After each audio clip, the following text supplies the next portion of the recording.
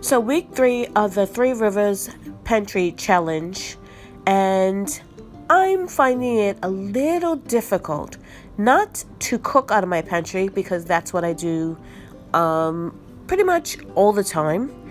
I'm finding it difficult not to go out and replace the holes that I'm creating in my pantry. I added the no spend element to my challenge.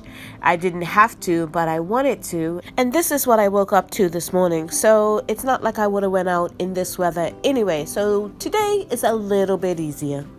So it is Sunday morning and I'm going to make bacon and eggs for breakfast. And the way egg prices are going, this might be a special breakfast, not just a Sunday breakfast, maybe every once a month Sunday breakfast.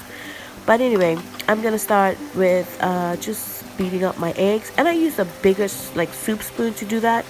I find that it aerates them better than say a fork, and of course I'm stretching it with some milk. I know a lot of people don't do this, but I've always done this and it works for me. And I'm just gonna put my spices in, whatever spices you like, and just mix that in and get that cooking. That's one way to stretch your eggs. I also put in things like cheese in it. I put some veggies like onions and peppers and that sort of stuff that sort of make an omelet. Sometimes I put ham, and that's another way to stretch the eggs or the meal. And this is what breakfast looked like this morning. I did some toast on the side, and that's my no-knead bread. And I'm going back to my regular bread this week because that is taking up a lot of ingredients that I really don't want to be using on bread. Only lasts 1 or 2 meals.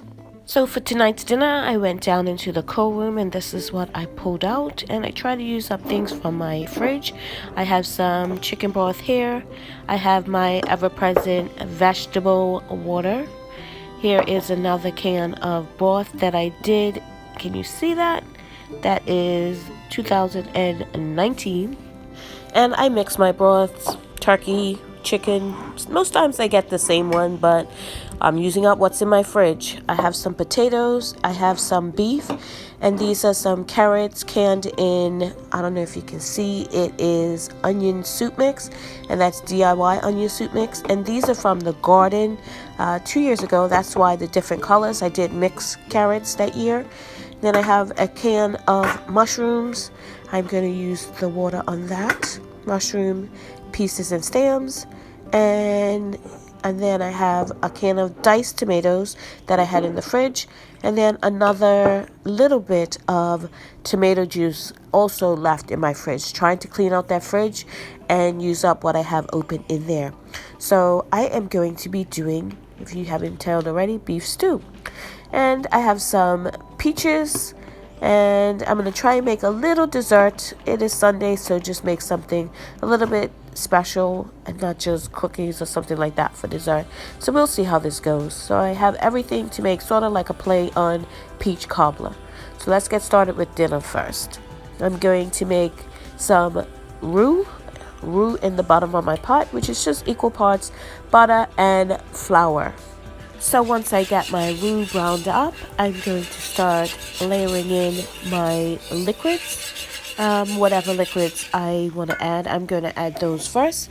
In goes my broths and my tomato juice and the juice off my carrots, the juice from my mushrooms, the juice that I had, the vegetable juice that I had from previous meals. I'm just going to get that all in and get that starting to thicken up for my base for my my stew. And I'm going to get my seasonings in and whatever else I'm going to be using as well. And here I have just some bouillons. These are the ones I use, the frozen ones from my fridge. Sometimes if I don't have enough or I just want to do something small, as far as putting some flavor, some broth in, I would just add a couple of these frozen, what I call bouillon cubes.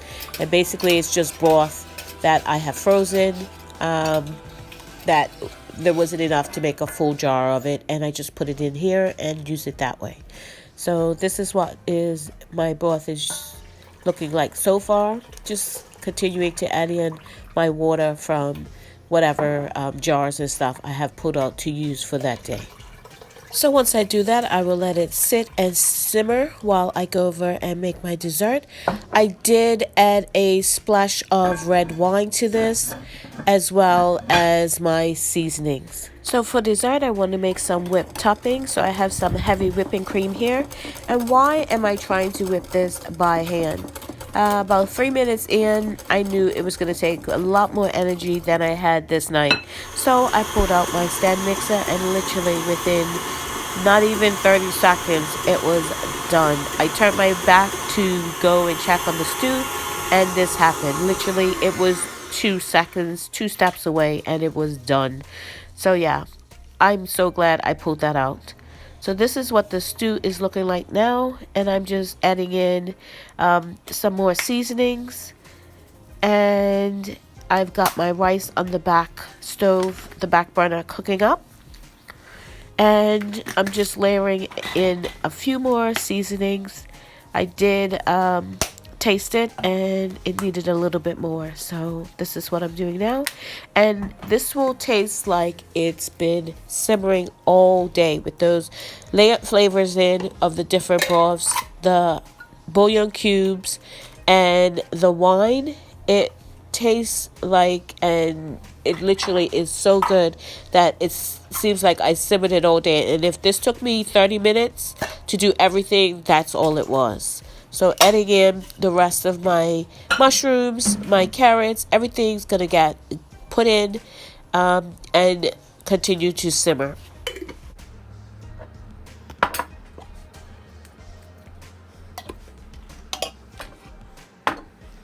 Adding in my home can washed potatoes, and I also add in a little bit of browning sauce just to darken up the sauce itself.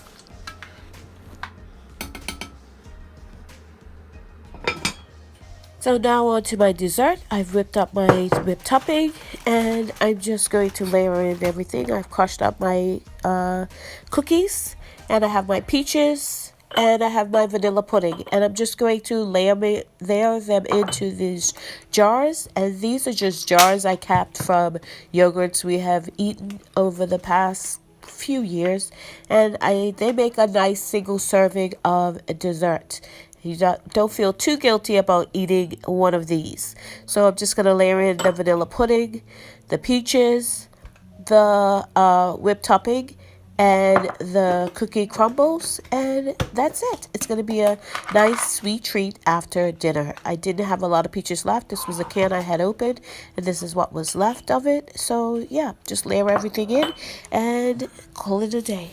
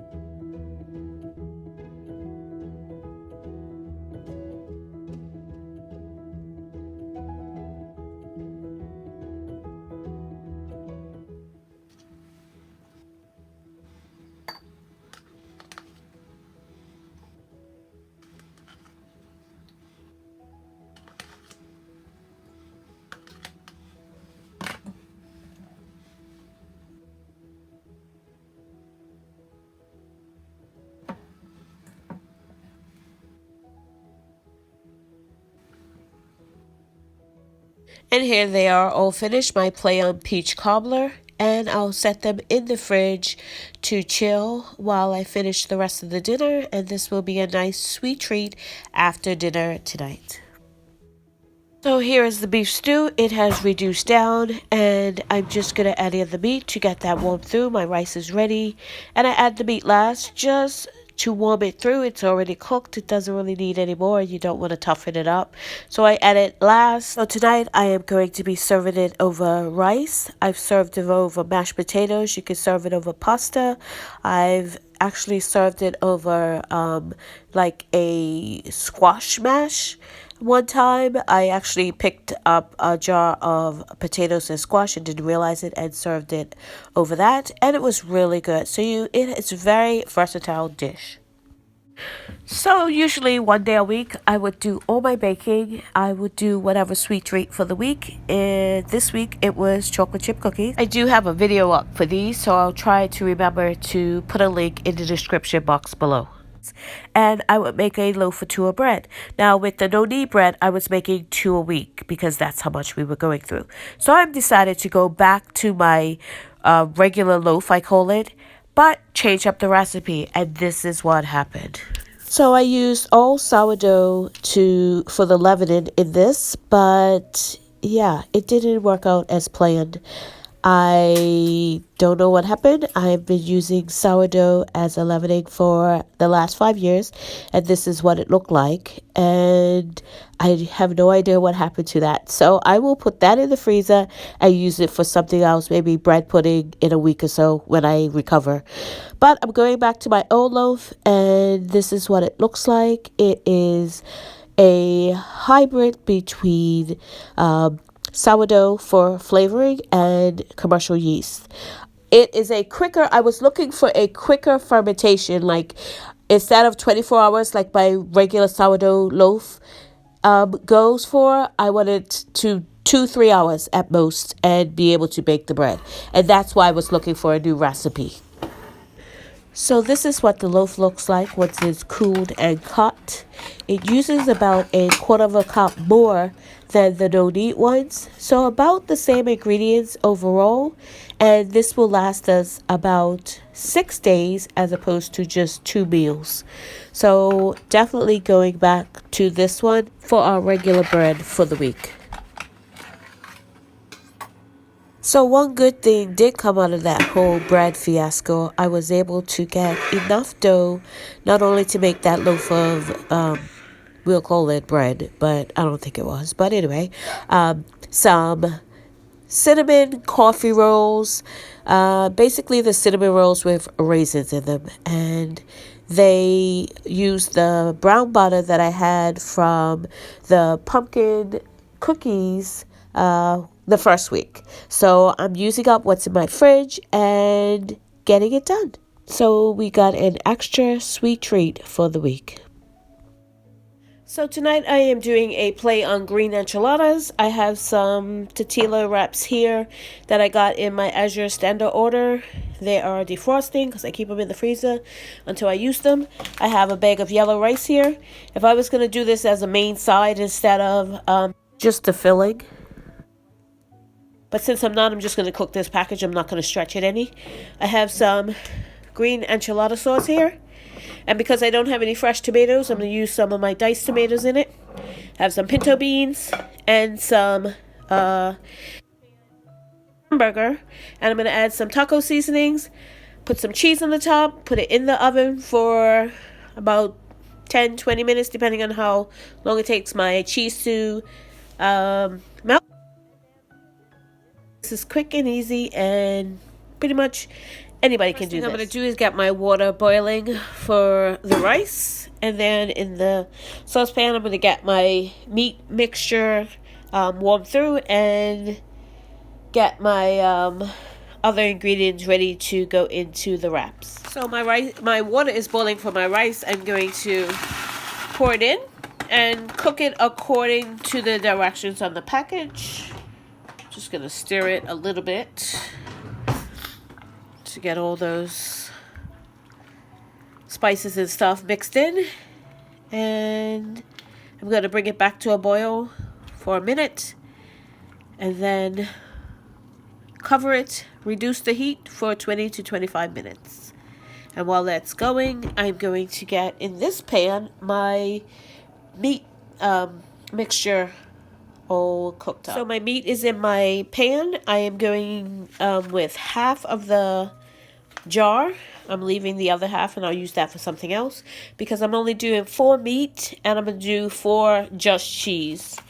So 8 in total, but 4 and 4. So I'm going to just add some taco seasoning to this, just out of the package, using up what I have.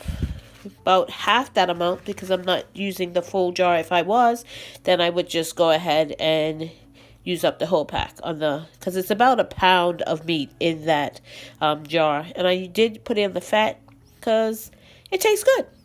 So I'm going to do that, get this warmed through, and then I'm going to add my tomatoes, my pinto beans, and some of the green enchilada sauce. Okay, so I've got everything cooked. My rice is cooked. My meat mixture is ready to go. And I'm ready to start filling these. Now, you could do it whatever way you want to do it, but I'm going to do it this way. And I have some ranch seasoning here that I'm going to put in the cheese ones. So I'm just going to start layering it in. I'm going to put some of the green enchilada sauce down. This is the way I do it. However you do it, you do it the way you do it. So this is the way I do it. I put a little bit of the enchilada sauce down, and then I start layering in my different ingredients. Here is the meat sauce or meat mixture. It's got beans, tomatoes, hamburger, and seasonings all in it. Then I'm going to put some rice down. If I had some like lettuce and tomato or something like that, if I wasn't cooking these, then I would put them on, but I don't. And then down goes the cheese, and I'm just going to wrap them up. I'm not a professional wrapper, as you can see. So yeah, I have to work with this a little bit. So yeah, don't follow me on this one. Wrap in your sides and then roll it in. I couldn't figure this out for the life of me, but I got better as they went on. So here I'm just wrapping up, showing you the cheese one. Now with the cheese ones, of course, I'm not putting any meat in these ones. So it's just going to be the rice, the beans, and this one I will put some of the just diced tomatoes that I had pulled out. I'll put some of those in as well. And with the cheese, and that will be it for these ones that have no meat in them. Still really filling, still really full, but just no meat in them. I'll put just a little bit of extra beans in this one to fill you up. So, and then I'll wrap them up like the other ones. And see, I'm just putting that ranch seasoning on because it really doesn't have too much seasoning other than the rice and the enchilada sauce. It was my cheese, and then see, I got better. I'm just rolling them up. I might have made this one a bit full, but it'll get closed. And just roll them up and put them into my my Pyrex dish that I'm going to bake them in. Once they're in my Pyrex dish, I'm just going to sprinkle the tops with a little bit of cheese just over the top so they melt. And I'm going to leave one with just cheese on the top. And the second one, I'm going to put cheese, but I'm also going to layer on the top of that some enchilada sauce so I can tell the difference between the cheese ones and the meat ones because they're all going to go into the same oven. They're in the same pan. I probably should have made one a different pan so I could know more easily, but this is okay. I'll know this way. So this is what it looks like once it's out of the oven and the cheese is melted, and they taste so good, easy to make, and dinner is served. I try to make about a half an hour to dinner time. So if I can do under half an hour to make the meal, I'm happy with that. So this is what they look like once they're out of the oven. So for tonight's dinner, I am going to be making pizza. I found a whole lot of different cheeses in my freezer, in my fridge that were open. I'm going to try to use all of these up and make some pizzas. I have so many different ones that I need to use up. I got some pepperonis, I've got some caramelized onions, and I've got some mushrooms. And I'm also going to put on a couple of other toppings. So I am always looking for ways to use up my sourdough starter. So I saw this crust made out of just straight sourdough starter, and I thought I would try it because we like pizza, and if this works out, this would be a great way to use up my sourdough starter. So I put my cast iron skillets into the oven to heat up while it was heating up, and now that they're hot, I'm going to add in my oil. And don't forget the oil, because I did forget it in the big one and it stuck, but it worked out. We were able to get it out because I don't have that many frying pans, and I needed to use that one over a couple of times to make enough pizzas for everyone. So I'm just making the crust here, and she used her fingers, but I'm not really a person to use their fingers in hot stuff. So I'm just using the back of a silicone spatula or spoon to smooth it out and make the crust. And all she did was just make the crust right in here, and she said it would start cooking as you put it in because the skillet is hot, and it did. And she made a little like lip on the edge. As I made the second and third one, I got a little bit better at that. She added in her spices to the actual crust itself, and I'm just using a little bit of no salt seasoning and Italian spices on mine, and a little bit of salt. We are very salt sensitive here, so I have to watch the salt, and I just used a little bit, and then put it back in the oven for 10 minutes to get that cooking. And actually the crust cooks before you put the toppings on, so that was a change for me. And one mistake I did make that I got a little bit better as the time went on is I put too much sauce on it, and it made it kind of soggy in the middle. So don't do that. See here, I thought because I had just seasoned this pan it would be okay, but obviously it wasn't. See, I put it in without doing the oil, and yeah, that didn't work out so well. So here is me pulling it out, and it is browned around the edges, and it did get a little bit, see, it just comes right out. It did get a little bit smaller, like it shrunk up. So now I'm just going to add all my toppings, whatever toppings you want. And they have to be pre-cooked because they won't cook in the oven because pretty much everything else is cooked. So my sauce, see, that was way too much sauce. Don't do that. It made the crust soggy. I used caramelized onions. They were already cooked. Pepperoni already cooked. Cheese and some mushrooms. So yeah, it worked out pretty good for us. But you will have to kind of par cook or pre-cook your veggies or whatever you're putting on top. And I just used some olive oil just for a little extra flavoring before I add on my different toppings. This one's going to be cheese and mushrooms. I think I put on this one, and yeah, they did turn out pretty good. Next time I do this, which it will definitely be a next time because I'm always, like I said, looking for a way to use up my sourdough starter. And this is what they look like out of the oven, all nice and toasty brown. And yeah, they really enjoyed these. I did have to use my big skillet a couple of times to make enough pizzas, but that's okay. And this is what it looked like after it stuck. I had to kind of use my metal spatula to get it out of there. Thank you so much for watching. If you haven't subscribed, please subscribe and hit that notification bell to be notified when I upload videos. Thank you very much and have a great day.